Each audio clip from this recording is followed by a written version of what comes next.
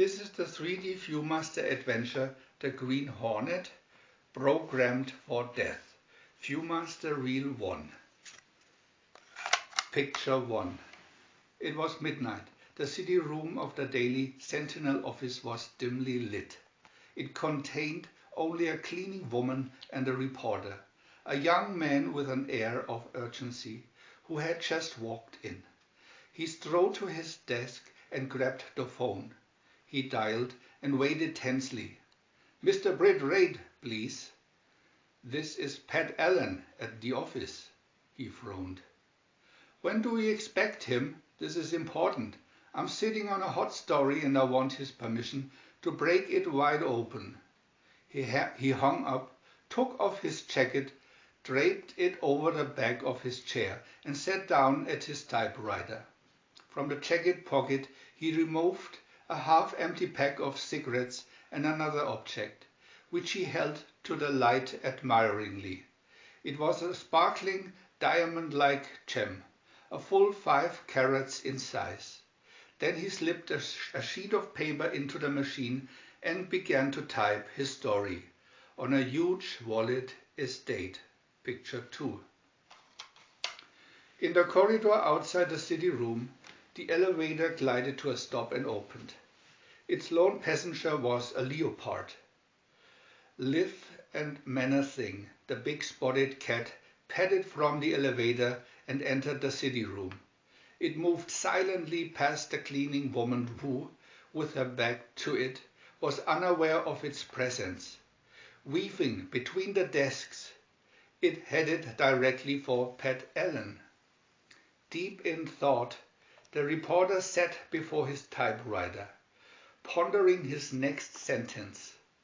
The first intimation of danger that came to him was the sudden, shocking close-up view of the leopard's snarling face, not 2 feet from his own. Picture 3. Screaming its death warning, the leopard sprang. The bolt of fury hit Pat chest high, knocking him backward. Beast and man fell to the floor and rolled about.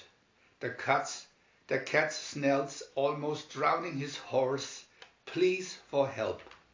The cleaning woman stood frozen with fear, unable to believe her eyes. With a superhuman effort, Pat threw the leopard from him and staggered to his feet. Yelling in fright, Pat turned and ran, blindly, desperately, looking behind him.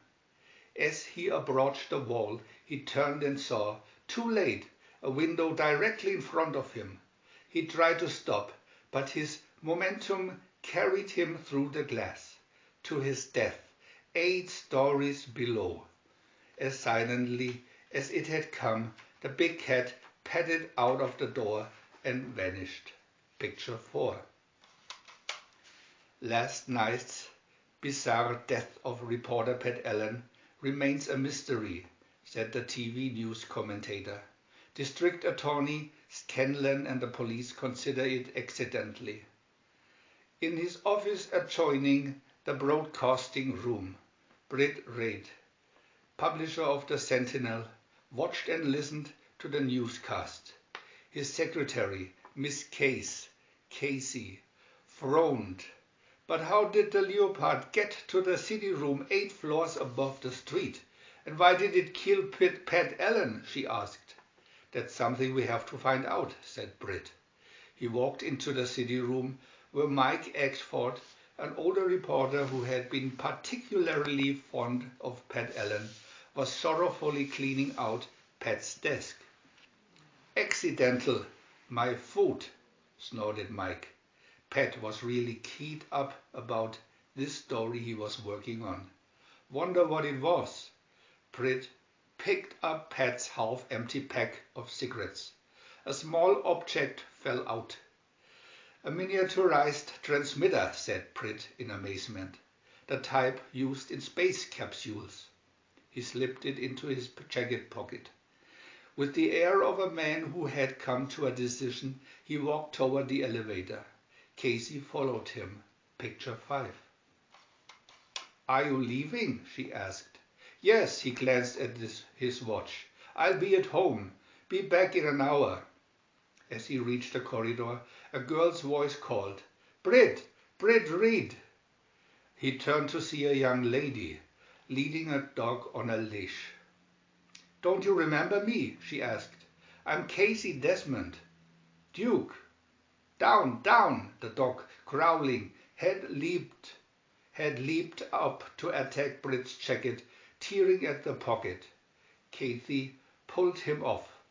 "Really, Brit, I'm so sorry. He's never acted that way before. I simply can't imagine what made him do it." Brit smiled. "Don't let it worry you. Nice seeing you." The elevator doors slid open and he stepped in. Alone in the elevator, he took out his watch and pressed a small button on it. A tiny antenna telescoped out, and the watch began to play a musical theme, a variation of Flight of the Bumblebee.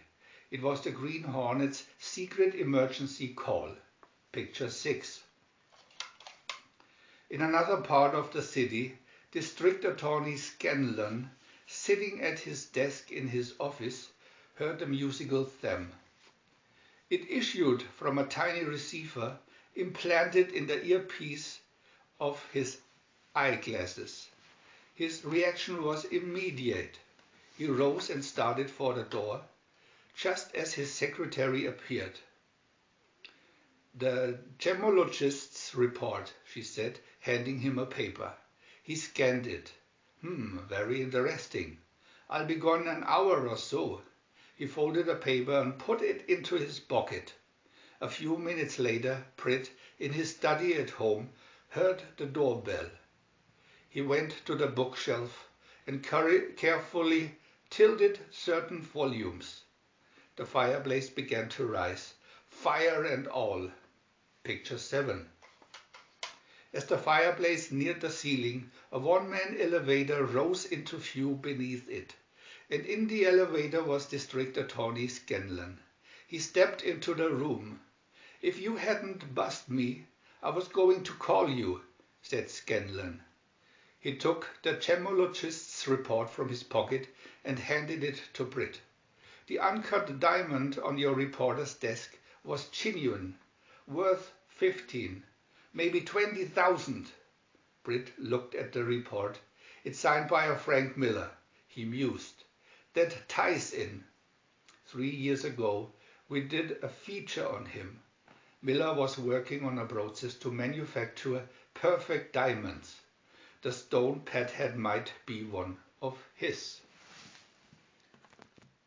VIEW-MASTER Reel 2,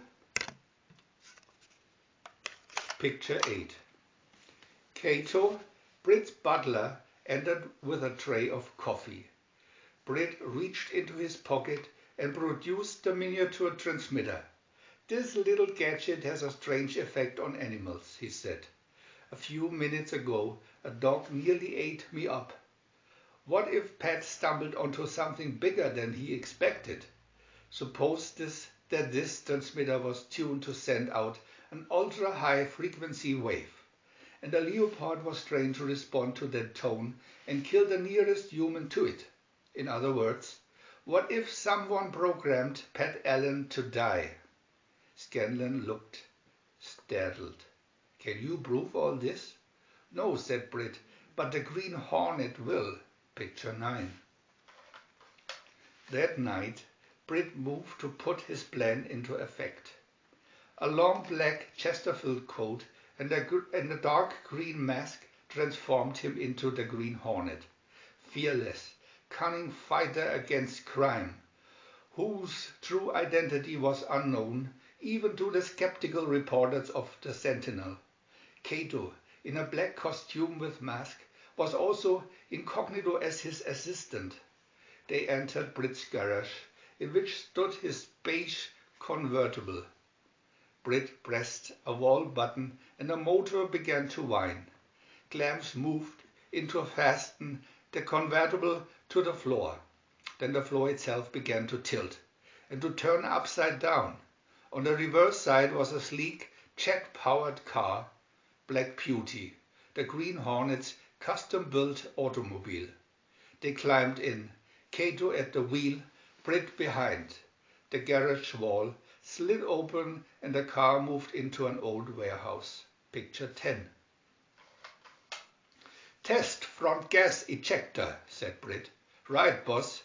Cato pushed a button, releasing a volume of green nerve gas from the grill. Front ejector, okay. Let's go, said Brit. By remote control, Cato opened the secret door in the warehouse and the car moved smoothly out. Miller's home is on the river road, said Brit. Stick to the back streets. A few minutes later, they pulled up in front of an old house bearing a sign, Frank Miller, Rare Gems. Brit, arming himself with the Hornet gun and the Hornet sting, got out. I'll go in alone. Picture 11. Miller, a slight graying man, was in the kitchen. Brit pointed a gun at him and ordered, Don't move. Who are you? Asked Miller fearfully. I think you know who I am, the Green Hornet.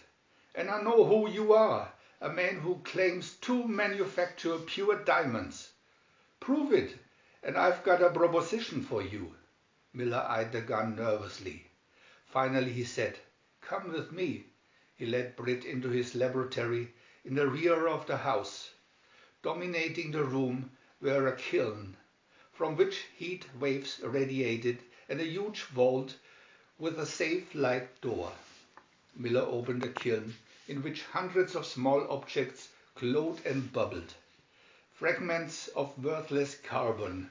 Coal, he said. I prepare them chemically, then expose them to the same heat they would experience close to the Earth's core. They become pure diamonds. He closed the kiln and led Brit to the vault. And this, the final step, he said, this is the freezer, 150 degrees below zero. Inside are gems as perfect as natural ones. He turned the combination dial and opened the door. Inside on shelves were thousands of sparkling diamonds.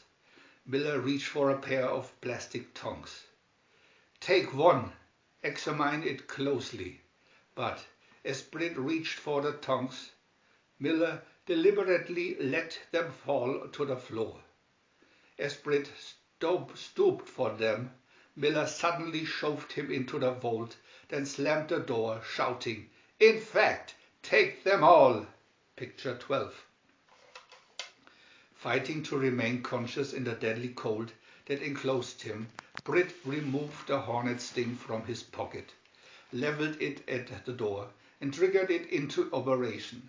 The force of its supersonic waves began to buckle the armor of the heavy door, but slowly. Could he free himself in time? Picture 13. Meanwhile, outside, Cato saw Miller's car streaking away from the house in tire burning haste. Alarmed, he leaped out of Black Beauty and ran into the house. Hearing the whine of the sting, he raced into the laboratory just as the freezer door fell open at last and a half-dead Brit tumbled out. Cato helped him to his feet. You okay, boss? Brit nodded. As soon as he could speak, he asked, Did Miller get away? Flew the car up, boss. You better take it easy. No time, said Brit. We have to catch him. Let's go. They ran out to Black Beauty and jumped in. Picture 14. As they sped along, Brit pressed a button and two trapdoors sprang open in the trunk of the car. The Hornet scanner appeared on its launching pad. Brit pushed another button and the scanner took off, shooting up into the sky like a missile. Brit studied a built-in television screen which showed the terrain being photographed by the scanner as it soared over the city. Suddenly, its camera picked up Miller's car far below, speeding along a road near the edge of town. VIEW-MASTER Reel 3.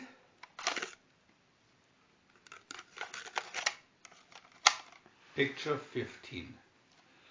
We've got him, Cato, announced Brit. Coordinates 247 and 19. Change course accordingly. Cato turned Pewdie off the main road. Soon they found themselves approaching a mansion enclosed by a brick wall. Several cars were parked there, including Miller's. The widow of Bella de Lukens lives here, said Britt. He was one of the wealthiest diamond merchants in the world. They got out of the car and moved to the wall. Silently they climbed it and dropped into the yard. Suddenly, through the darkness came the roar of a leopard. Britt and Cato froze in their tracks. Probably caged, whispered Britt, but this will alert everybody. They stole ahead noiselessly when Cato tensed. In the shadows ahead, two men with drawn guns faced them. Instantly, Britt and Cato went into action. Cato knocked one opponent senseless with a gung fu maneuver, while Britt's fist put the second man flat on the ground. Picture 16. Around a long table in the drawing room of the mansion sat a group of men, including Frank Miller and one woman, Yolanda de Lukens. She sat at the head with a tray full of diamonds before her. A handsome, well-tailored young man, standing at her side, bent to light her cigarette. Thank you, Mark. She squeezed his hand. And so, by including Professor Miller's diamonds in shipments of my late husband's genuine merchandise, we can increase our profits 1,000-fold. Fine, said a crisp voice. Then you can deal me in.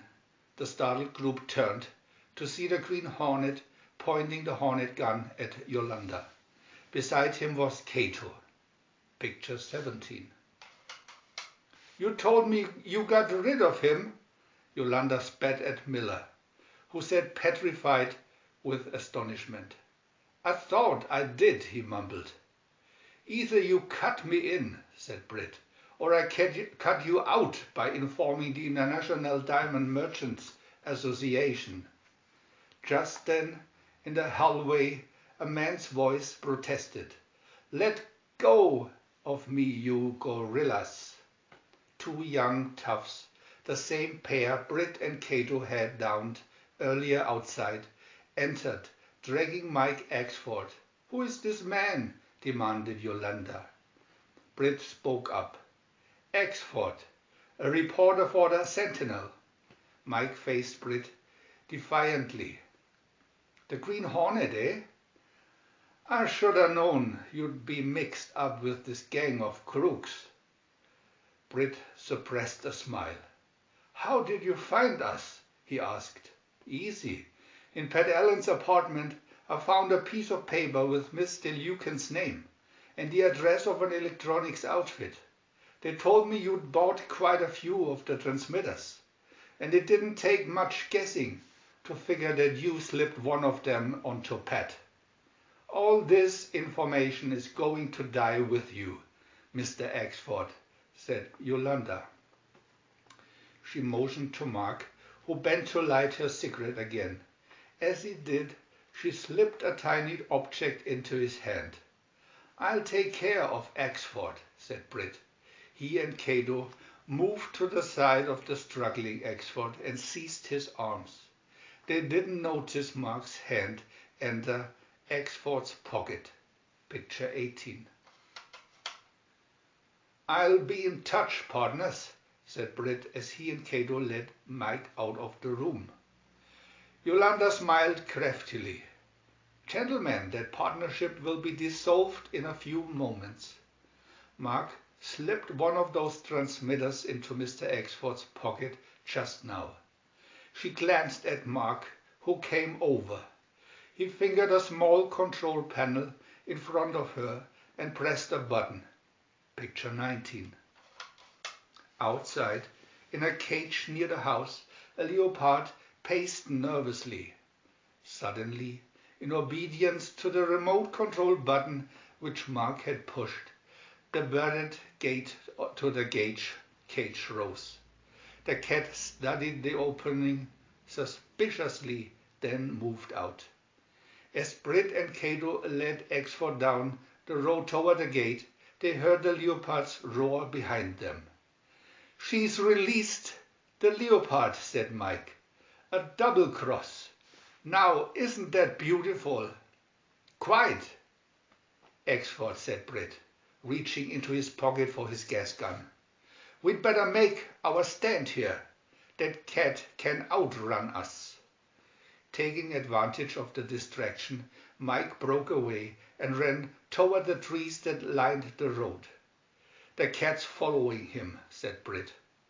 "Yolanda must have programmed Exford expecting to get us all." Picture 20. Swiftly the leopard overtook the stumbling Mike and leaped at him.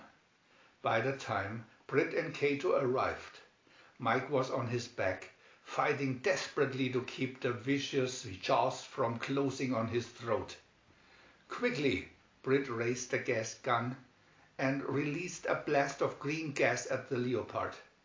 The effect was instantaneous. The beast released its hold on Mike, took a few steps, then fell over asleep. Mike, who also had taken a whiff of the gas, was likewise unconscious. As they knelt over Mike, Cato stiffened alertly and pointed. Mark and the two toughs were approaching. Cato sprang to his feet. With blinding speed, he delivered a triple gung fu maneuver. Chop, chop, kick! The two toughs dropped in their tracks, followed by Mark.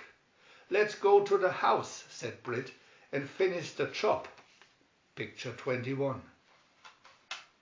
In Britt's office at the Sentinel the next day, Britt, Mike and Casey admired the headline.